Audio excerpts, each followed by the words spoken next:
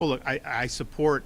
I want parents to ultimately have the call on masks and all this other stuff, how they want their circumstances. But all I can tell you is, when the legislature did the Parents' Bill of Rights, this is exactly one of the reasons why they did it, because they looked and they understood certain things really,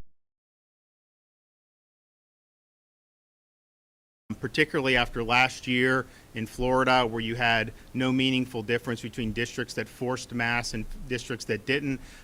This is something that really matters for parents. And, I've had parents come up to me just saying how much better it is for their kids, because especially the young kids, being able to see the faces, being able to understand speech. It's actually harder to hear people when they're covered in the mask. So the idea that this doesn't affect learning is total nonsense. In fact, there was actually stuff on the American Academy of Pediatrics website talking about how these visuals, because they actually took it down because they're advocating forced masking. But I mean, that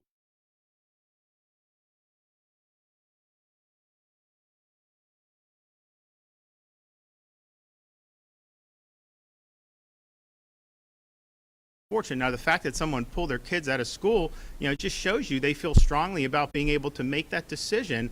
And but I just ultimately think the parents have the best understanding. And I think if they think it's something that's harmful, and oh, by the way, none of these districts that are violating state law, none of them recognize immunity conferred through prior infection. That is anti-science. If a kid was infected this summer, that kid does not need to be in a mask, no matter what you think of the mask. That has immunity.